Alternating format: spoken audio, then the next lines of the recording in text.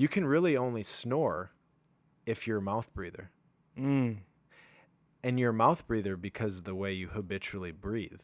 Yeah, So if you want to change some of these things that maybe are impacting sleep, insomnia, sleep apnea, snoring, restless legs, too hot, these are things we actually have a lot more control over. And just to hit on the breathing thing, practicing nose and diaphragmatic breathing, those are muscles. And so if you can train those muscles, we can train ourselves out of some of these bad, what I call sleep hygiene habits.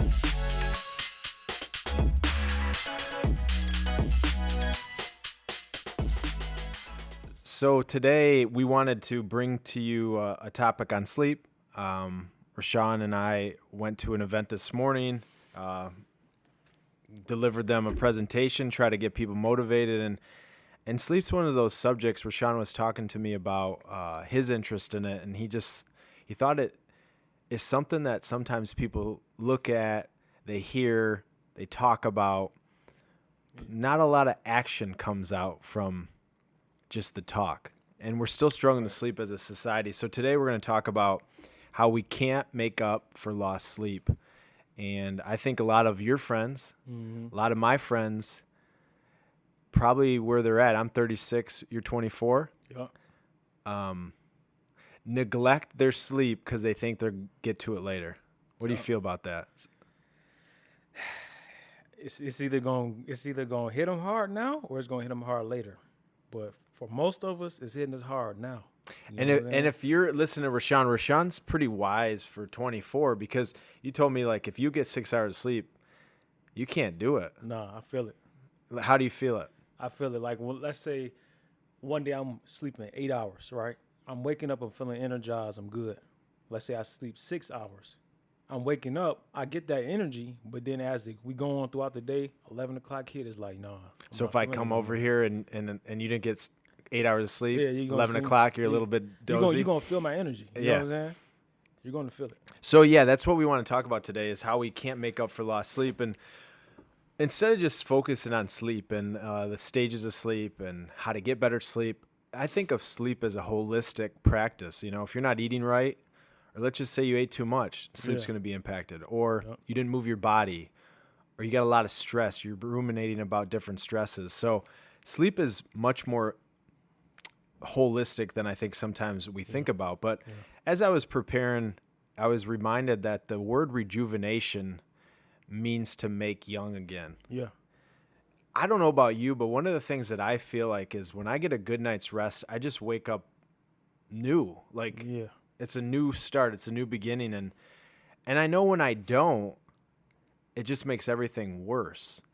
But why do you think, whether it's your friends or your parents or I think you said your grandma's having a birthday coming up, why do you think people don't self-correct when they're not sleeping? How do they get into how do people get in a position where we're sleeping less than 6.5 hours a night? We are in a era where we're in hustle culture right now. We are like, it's almost praised if you barely sleep in a way.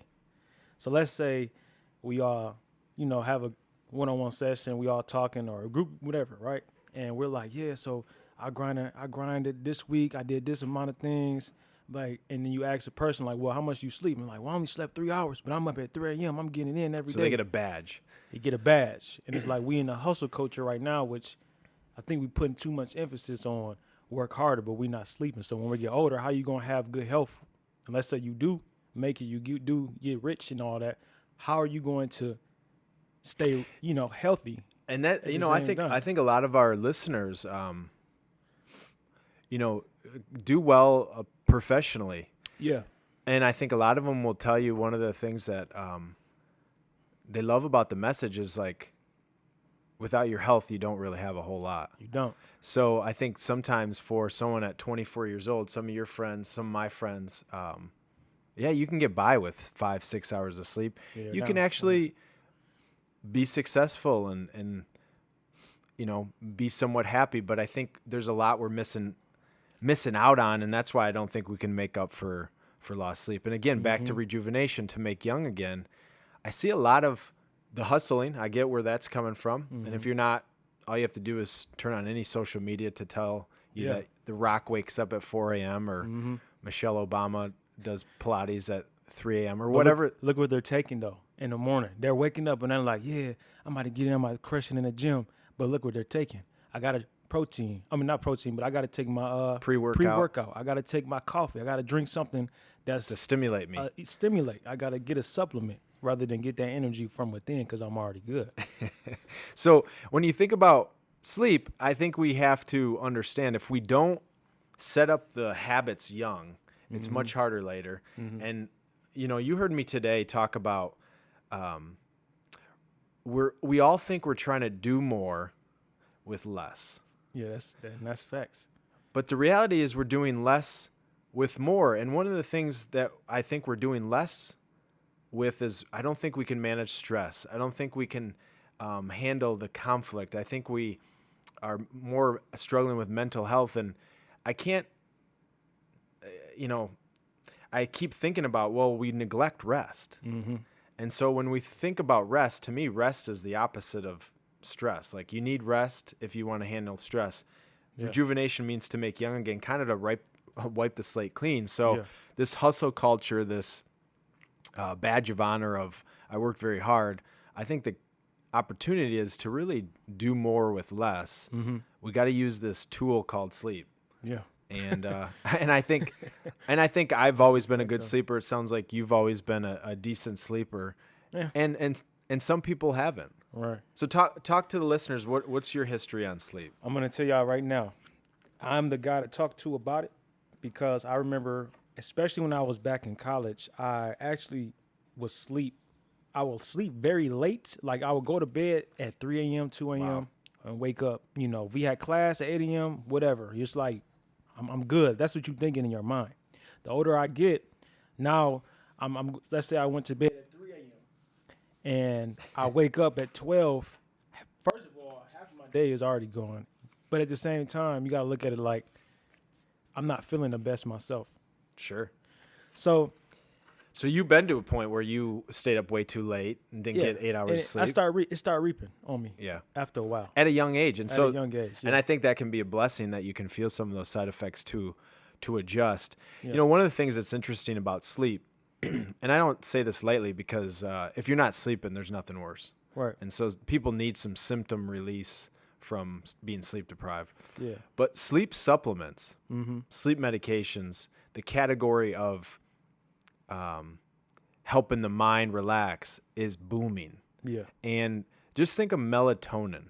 The amount of melatonin being given to kids is off the charts. And these are the things we have to step back and say, okay, humans are pretty sophisticated. Yet now we require a supplement or a product or some type of nootropic, which is a brain cognitive mood enhancer to sleep or be awake. Sleep or be awake. So like I need something to sleep and then I need something to wake up. And that's a vicious cycle. Yeah. What are you seeing out there from supplements that you think are getting a little crazy? Y'all gonna hate me for this. I hope y'all listening. I'm anti-coffee. Because I know what it do.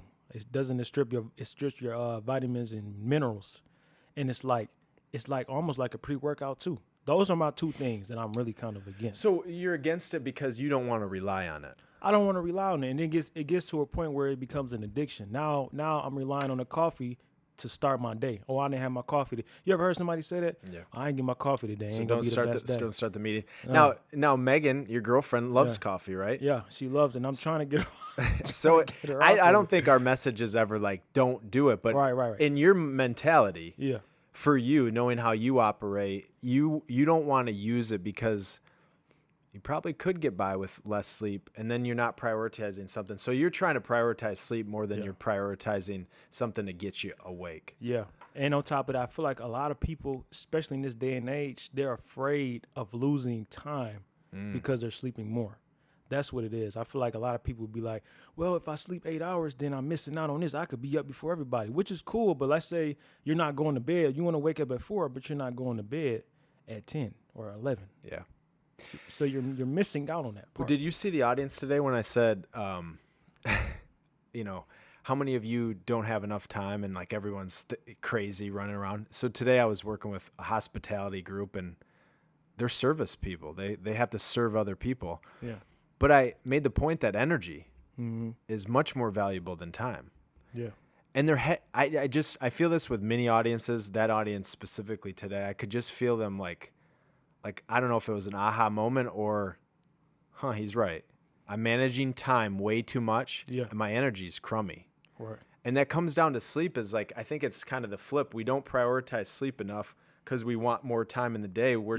Versus what if we slept more, which made our day a little shorter, maybe. Mm-hmm. Probably not, but maybe. Maybe. Because what are we doing at 11 p.m. or 12 a.m.? Probably nothing good. But if we shorten it and have more energy, that's what I think life can really be positive versus tons of time, no energy. No energy. I mean, and that's how it sounds like you used to feel in college or when you're not getting sleep. It's really not worth it at the end of the day because, and back, I said something earlier. I said they go to bed at 4 a.m. or they wake up at 4 a.m. and they go to bed at 10. I meant to say 8 p.m. because you need 8 hours to sleep every night. Let me just correct that. But yeah, I feel like a lot of people are just afraid to just go to bed. Go to bed. We don't. I've never been told in my life to prioritize sleep.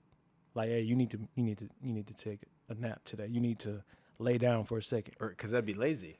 It'd be lazy, or it'd be like I'm losing my day. I wake up and we in the wintertime right now. You go to sleep at 4 p.m. It's gonna when by the time you take a nap and wake up, it's dark. Yeah. So some people fear that. I feel like so.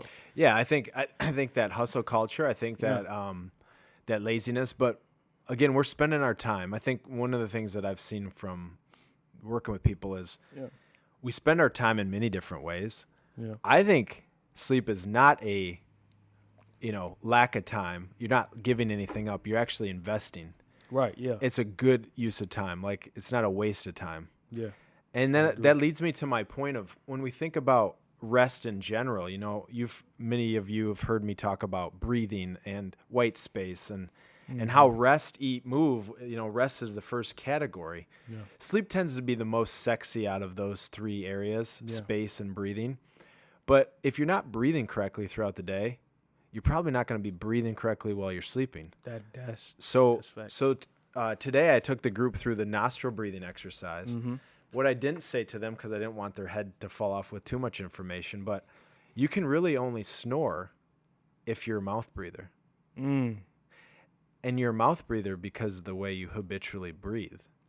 So if you want to change some of these things that maybe are impacting sleep, insomnia, sleep apnea, snoring, restless legs, too hot, these are things we actually have a lot more control over. And just to hit on the breathing thing, practicing nose and diaphragmatic breathing, those are muscles. And so if you can train those muscles, we can train ourselves out of some of these bad, what I call sleep hygiene habits. Yeah. So if you're going to bed too late, if it's too hot, if it's too much light, you got too much technology buzzing around. That's another reason. I have a TV in my room, and I have an Apple TV, and the light on the Apple TV, I'm not kidding you, it's like the size of like a pen cap. It's tiny.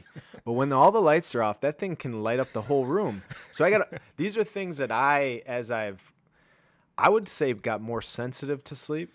Yeah. I feel like I'm more sensitive to sleep, that I don't take it for granted to get up and say, okay, I got to solve this now, because at 3 a.m. when it's too light and bugging me, probably not going to get up and my sleep's going to be compromised. Yeah, that's fact. So like I want to paint the picture for my environment. Yeah. The blinds are always closed. Mm-hmm. Like I can't even handle like the moon being too bright. And my wife's like, it's too bright. Like at 3 a.m., it's too bright for me. I have a smart alarm clock, and that smart alarm clock for me gives me the peace of mind of the time. Yeah. So sometimes I wake up and I don't know, is it midnight or is it 5 a.m. and I got to wake up at 6?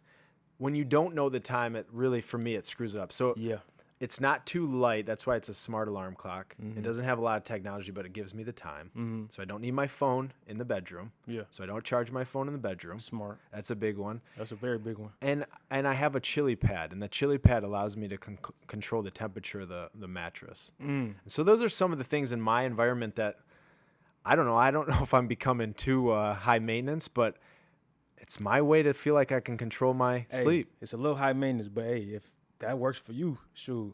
If I can get a cooling little mattress, I would. You want a cooling mattress? Yeah, we'll get chili pad. Hey, somebody sponsor chili me. pad. Send us a chili mattress. But those are the things that have worked for me, and some of my clients, it works for them. Some people, not having your phone in your bedroom is like the biggest fear of all. That's a game changer right there. I think that's the biggest thing that I've changed over the last 5 years. I'm definitely on social media sometimes. I'm like, you look around, let's say somebody can't sleep. You looking back, you like, well, let me go grab my phone. Temptation. Yeah. So you put in another room.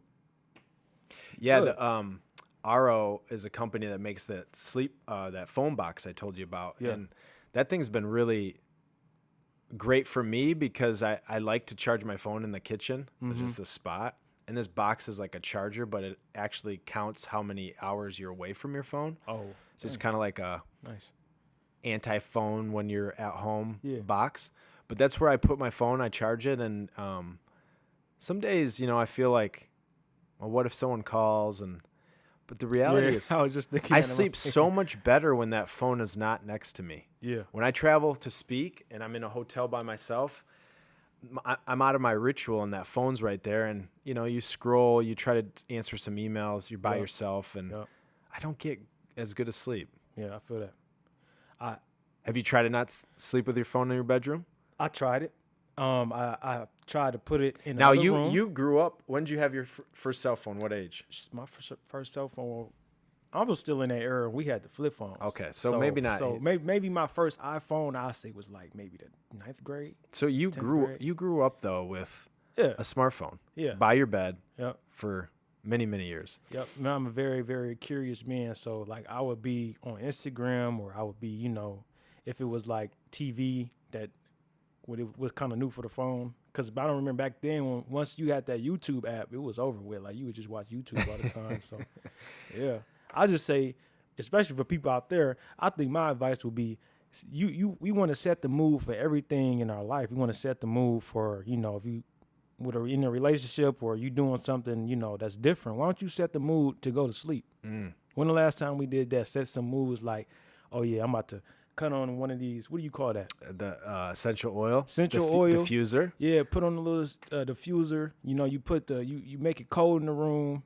You turn off the TV. Yeah, what you're saying is you're planning for sleep. You're not expecting sleep, and I think that's a great, wise thing that you're picking up on. That it takes effort. But here's the effort. Again, back to the theme is we can't make up for lost sleep. Right. And right now, it's concerning to me to see the lack of sleep. And I wouldn't say it's the lack of priority that I necessarily see, but obviously we're not prioritizing it or valuing it the same way we are hustling or doing more or our kids' sports or work. Yeah. And I think one of the things about sleep for me, the two big things, and again, not to continue to beat up on what we did this morning, but when I said that to the audience today, the two benefits of sleep, there wasn't a sound in the room. And the two benefits to me of sleep are, number one, preventer of cancer of anything you do, sleep. So why would we neglect it? Number two is we now know, especially rapid eye movement, really can defend us from these brain issues, Parkinson's, dementia, Alzheimer's. Oh, yeah. I remember you said Alzheimer's. And you could just feel them say, those things scare me.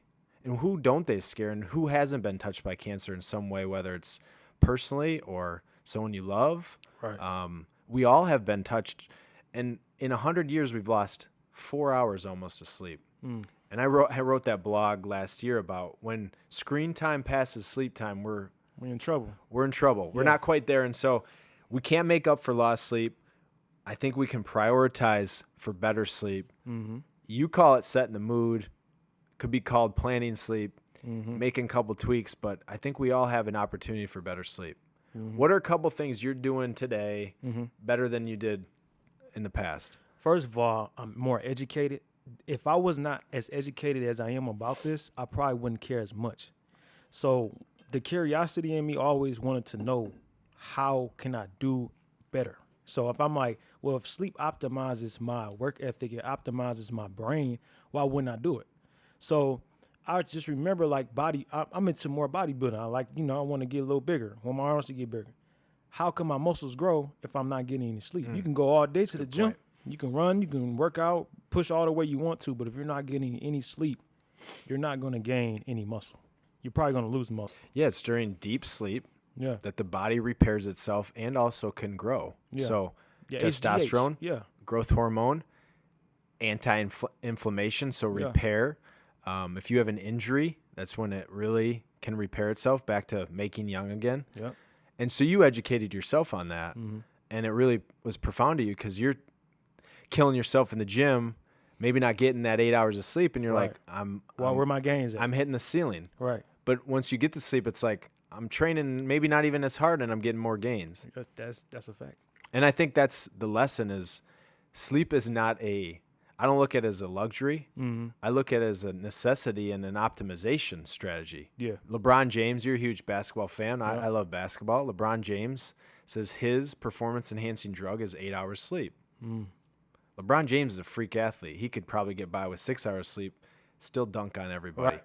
But he wants to be better. Right. And he's willing to do something some other people maybe neglect. Yeah, you'd be surprised. That's the most simplest things that people would tell everyone probably be the best thing that you can do. That's what I wrote getting ready today is like, we got to use simple. Simple is the equation and common sense. And if you want your kids to sleep, most kids under 15 should be getting 10 plus hours of sleep. But we all know we want our kids to get sleep.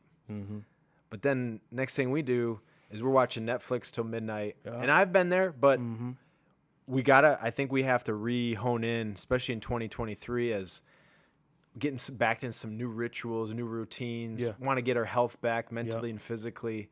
Sleep to me is that secret sauce, that secret weapon. Probably the one thing, the cheat code, the thing that you can kind of hack to get a better night's sleep for me is a warm bath, hot shower. I don't take any sleep supplements per se, but you can stimulate melatonin by getting hot water on your skin before bed. So that's a hot bath, hot shower. And then the Epsom salt foot bath. If you have not tried the Epsom salt foot bath, I don't care if you're not struggling to sleep. It is one of the most relaxing, rejuvenating, and you'll probably have the best night's sleep you've had in a long time just soaking your feet. Have you done that before? No, you put me hip to that today. Yeah, so Rashaun, again, is new, and then one of the things that he's a sponge, but if you haven't done 20 minutes soaking your feet in Epsom salts, not only is it good for your feet and your skin, but there's actually sleep therapeutic properties because you're boosting your magnesium, which helps you stay asleep. I remember you said it was magnesium, so I'm gonna come back. I'm gonna come back. So next time we'll see it. We'll see if. But I think Rashaun's really interested in being his best and self-improvement, and sleep is a big deal. Yeah. As we kind of wrap up here, I think a couple of the key takeaways is we're all trying to search for this magical anti-aging, slow down the aging process. Even at 24, you want to look young, you want to have good skin. Yeah. I think one of the things we can't neglect is sleep in that equation. Right. We can spend all this time and money, train, put the stuff on our skin, all that, eat all the food. But if you're not getting 7 to 8 hours of sleep on a regular basis, you're probably not going to have as good a skin, your digestion, your immune system, your strength, your muscles. Now you're paying more money. Paying more money. So that's kind of the message today is let's not try to make up for lost sleep. Wherever you're at today, ask this question: can you get better sleep? What can you do? Any final takeaways for the listeners? I say the final takeaway for me is know your schedule. And once you know your schedule, try to implement and prioritize sleep. This is the first year that I'm actually prioritizing sleep. It sounds crazy because I'm trying to, give a little advice in there, but I never prioritize sleep like how I'm doing now. Like it's a priority. The same way you did nutrition. Yeah. Because like last year I'm like, okay, let me really tap in with this nutrition. But now it's more like, okay, I'm getting the results from this, but now it's time to step over here and sleep better. So going to bed at the same time. Yeah. Just keeping that foundation. You know what I'm saying? Just building my own rhythm. foundation. And if I'm losing sleep, then I'm making up for it. I'm taking a nap. I'm doing something. I don't feel less or I'm not grinding hard enough because I miss an hour or two in a day. Yeah. I'm optimized. You know what I'm saying? So now I'll give Rashaun, and you may have, if you're listening and regular listeners, you heard me say this. So a catapult's job is to launch things in the future, or things down a field, a catapult. But for it to work, you have to pull it back. Yep. And that's what I look about sleep. If we have 24 hours, the way that we can launch forward in the hours that we're awake the most is 8 hours of sleep. One last piece of advice. There's a lot of noise out there with people that are very successful. I don't need to name them, that will convince you that they don't need sleep.